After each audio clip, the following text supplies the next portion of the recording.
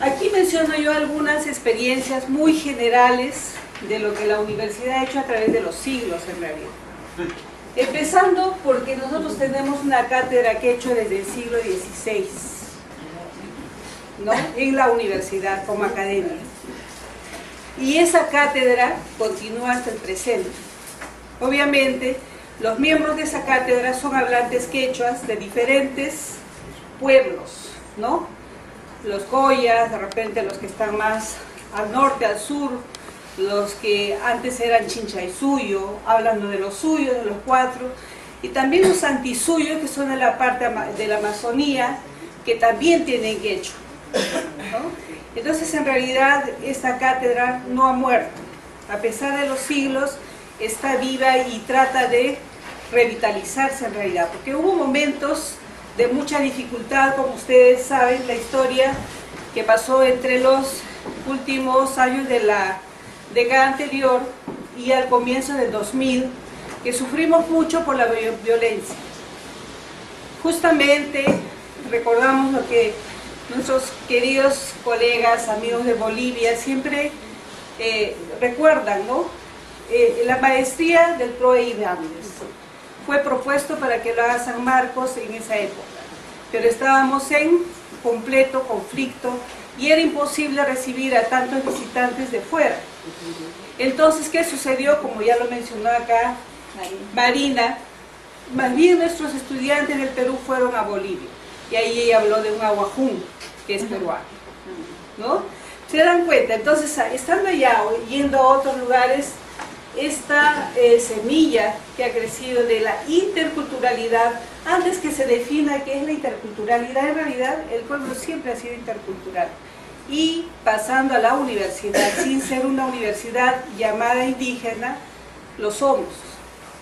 Yo diría que sí lo somos, porque aunque no hemos hecho una estadística, no tenemos, sería falso decirles tenemos tantos pueblos originarios representados en la universidad, pero sí hay muchísimos, y yo diría que casi todos.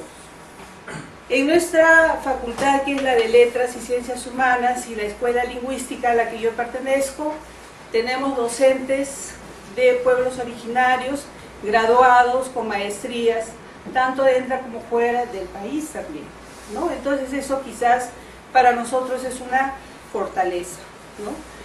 Bien, luego, empezando en los 70s, ya más o menos, digamos, formalizados, motivados, en un estudio más cercano a las comunidades, llegamos a la Amazonía, ¿no? Entonces no se quedaron los estudios en la academia con las lenguas andinas, que serían el quechua y el aymara.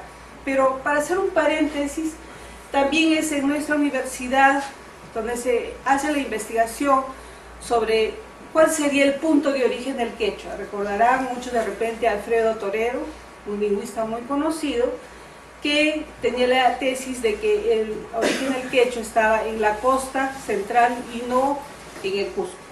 Y hace pocos años se ha descubierto la ciudad más antigua, entonces algunos proponen que es del mundo, entonces si han ustedes leído sobre Caral, que está en el costa centro del Perú. Luego en los 80s, ya hablando de temas quizás más específicos sobre estos diálogos, digamos, aunque ayer Daniel decía que no, nosotros vamos a ver un poquito cómo lo estamos entendiendo de repente, ¿no? Estábamos hablando de la escuela EBI, no EIB, ¿no es cierto? Pasamos por EBI, después de EIB, porque antes se centraba más en la atención en el bilingüismo y no en la interculturalidad, ¿no es cierto? Pero también en San Marcos, la que empieza esta universidad, esta academia, en Quinoa, que es un pueblo quechua, lo que ahora se conoce como EIB, ¿no? Por la preocupación de que el castellano sea enseñado como una segunda lengua y no como una primera lengua que desplace al quechua. Ya había un pensamiento y una identificación de qué son las lenguas en contacto, porque estamos hablando de lenguas en contacto. Eso sirvió para muchos, digamos, para que muchas otras experiencias se desarrollaran a partir de ello. Luego voy a mencionar el diplomado de revitalización que se hizo con la UI, ¿no? Hubo colaboración de CIESAS, entonces también recibimos muchos becarios allá y también una parte fue en otros países con los que tiene esta red ejecución. Esa experiencia nos la han pedido de otras universidades y obviamente estamos para colaborar y hemos enviado los programas que hemos tenido y algunos materiales. Luego, otro ejemplo de experiencia sería la investigación desde y con los pueblos originarios que se desarrolló con UNICEF y el gobierno de Finlandia. Por ejemplo, una de las publicaciones que tenemos del resultado de ese trabajo con los pueblos y desde los pueblos es que ellos mismos desarrollaron toda una serie de informaciones para ellos mismos sobre cómo hacer que los niños crezcan sanitos desde su comunidad, desde las comunidades Shipigos, Ashánicas y Yine en la Amazonía del Perú. Luego hablamos ya de 2008 hasta 2013, formación de profesores en IB de nivel primario. Esto también tiene una historia larga, voy a resumirlo, en el sentido de que la universidad fijó un número de ingresos libres a los miembros de los pueblos amazónicos, ¿sí? Es decir, como yo escuché en alguna de las exposiciones, ¿no? Cómo medir conocimientos y saberes con un esquema totalmente ajeno a la de los pueblos. Entonces, se diseñó una prueba muy diferente que estaba, ¿no? O que reflejaba o que coordinaba con los saberes y conocimientos que debían tener los estudiantes de estos pueblos, y así ingresaron. El problema fue siempre, ahí sí podríamos decir que ellos venían de sus comunidades a Lima. Era muy difícil, era sacarlos de sus pueblos, porque ustedes saben, en la Amazonía se llega a una primera comunidad o luego a una primera zona urbana después de repente 6 días de navegación, y algunos no solamente caminando. Entonces, ¿cómo llegar luego a Lima? Es decir, era toda una peripecia llegar hasta la ciudad y dejar todos sus pueblos, ¿no? Entonces, a raíz de eso, en esa época, en esos años que mencionamos ahí, desde 2008, se piensa lo contrario.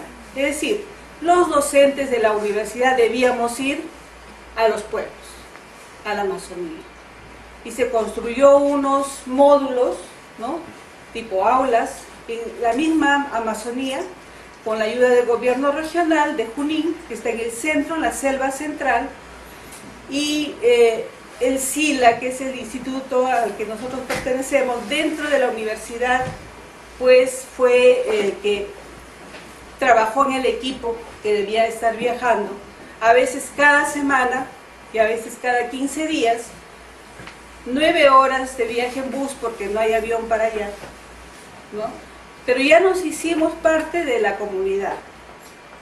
Y ellos también nos recibieron como parte de estos pueblos amazónicos, ¿sí?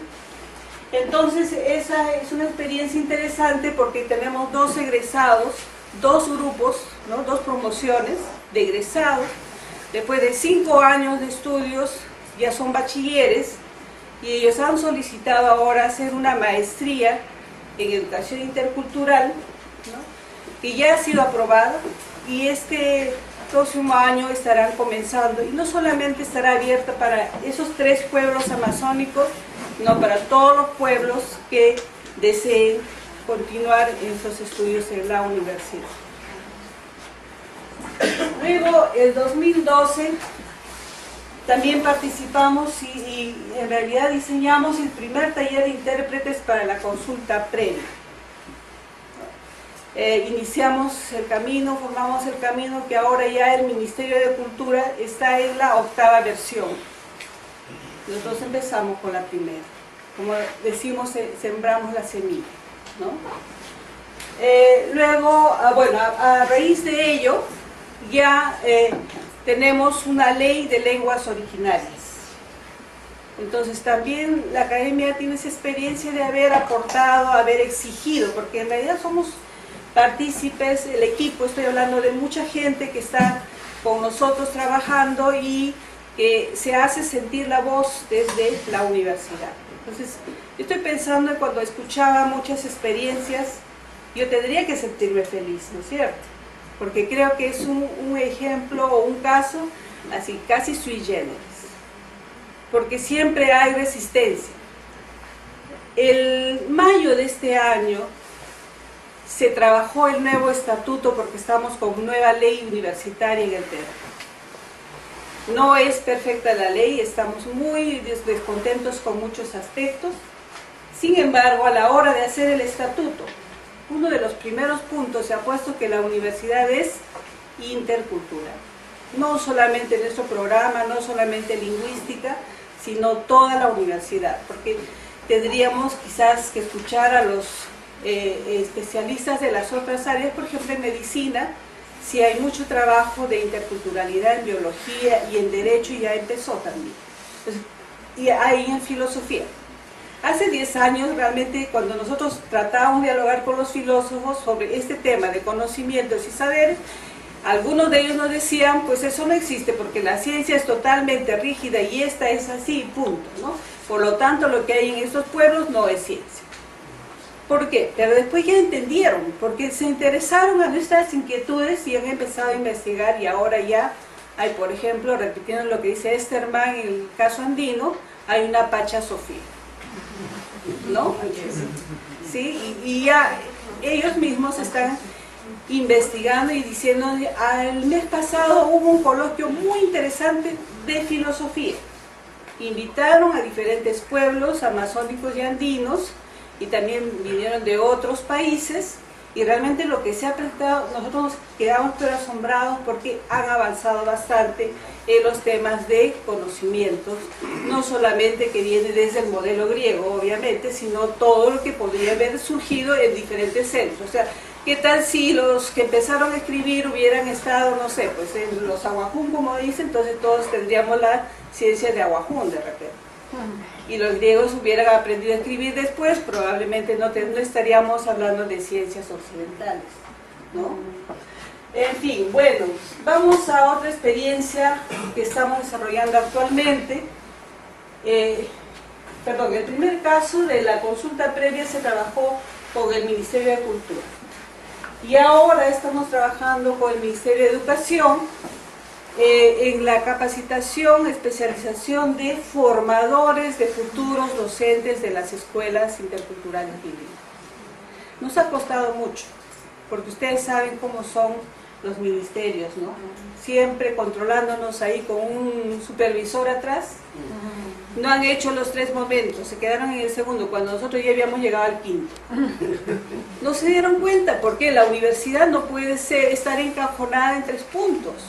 La metodología es más bien la universidad de libertad y de diálogo y de discusión para sacar conclusiones que sean válidas para el tema que se ha propuesto. Y justamente de eso se trata el estudio y la investigación. Entonces, una academia, no que sea comprometida, porque a veces se entiende mal el compromiso, ¿no? Por compromiso lo hago, podría ser, no me veo obligado, ¿no? No. En este caso es una academia que se siente parte de el pueblo. Entonces, si uno se siente parte de, no va a ser nada extraño, ni vamos a estar siempre, ¿no? Encontrando conflictos. Los encontramos, sí. Por ejemplo, ustedes habrán leído que el Perú, en estos últimos años, el gobierno, ¿no es cierto?, ha programado la beca 18. Si han leído ustedes sobre la beca 18.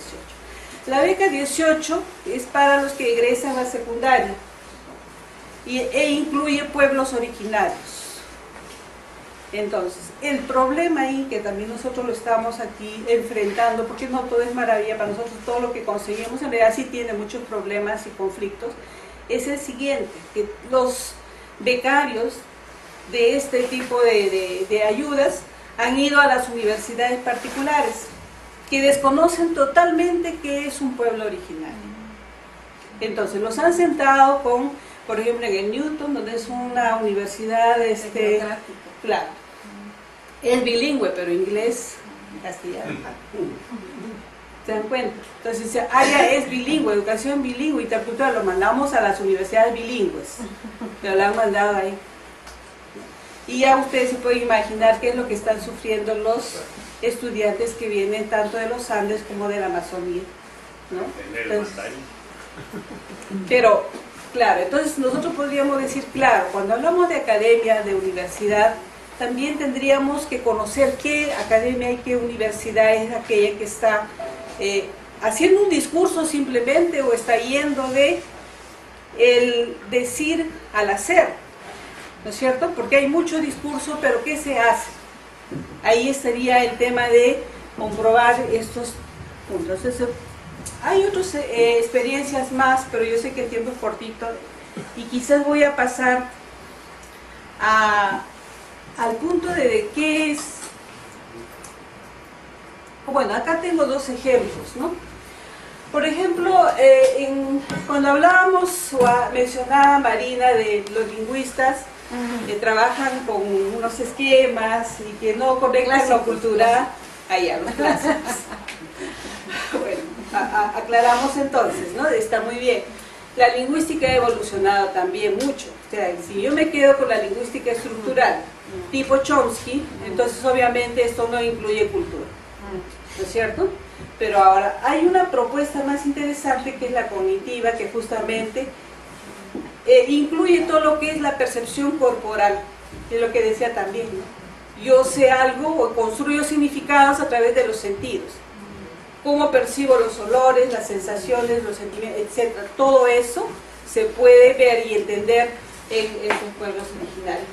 Por ejemplo, cuando alguien habla de la clasificación de las plantas, va a encontrar un mundo de saberes en los pueblos amazónicos, hablando de la yuca, ¿no? En qué tipo de plantas está y cuántas clases de yuca ya está clasificado. Cuando nosotros hablamos de repente de sistematización de saberes, no es que lo vamos a hacer, es que vamos a hacer que sea consciente el mismo hablante de lo que tiene, porque cuando uno habla, por ejemplo, una lengua, uno que no es lingüista, ¿no? ¿Sabe o no sabe la lengua? Por supuesto que la sabe, pero lo que no hace es observar conscientemente cómo es esa gramática, pero todo el mundo conoce una gramática, igual en la cultura. Entonces lo que se tiene que hacer es esto, ¿no? Que los mismos miembros de una cultura pues puedan, quizás cuando decimos no tanto escribir, porque el problema también de la escritura es todo un conflicto, ¿no? Pero de repente dejar documentos grabados a través de la oralidad. Luego, esto implica que los docentes de las universidades deben conocer los pueblos originarios, para que cuando llegue el estudiante a ese pueblo, pues entienda, ¿no? Cómo es que se da ese diálogo.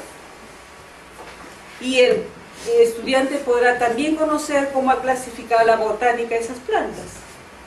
Entonces, nada de eso es imposible, ¿no? La otra experiencia así muy simple, la primera es, por ejemplo, que se está dando el parto en los pueblos originarios.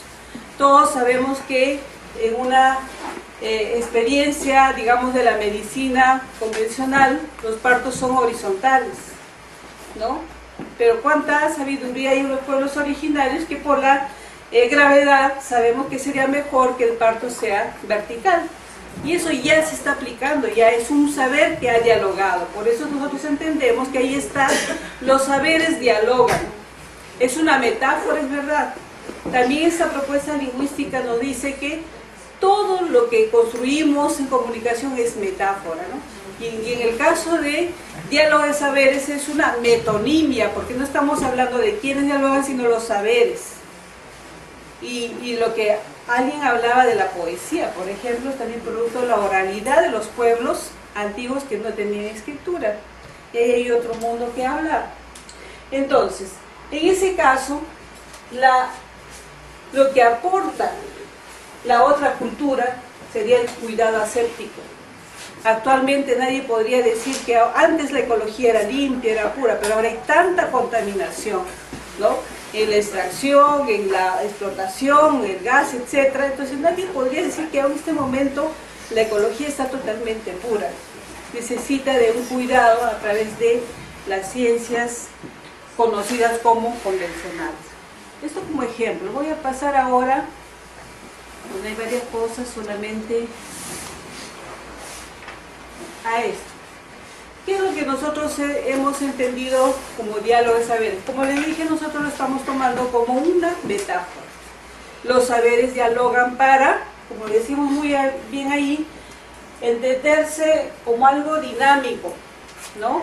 Como algo que no es solamente conceptos o solamente que se suman, sino que interactúan. Pero esa interacción es horizontal, no es vertical, ¿no? Nadie impone a nadie. Pero además es cíclico porque eso es parte de un conocimiento de los pueblos originarios. Coinciden los andinos con los amazónicos. Ya ayer Fernando lo decía, ¿no? Él está viendo adelante el pasado, ¿no?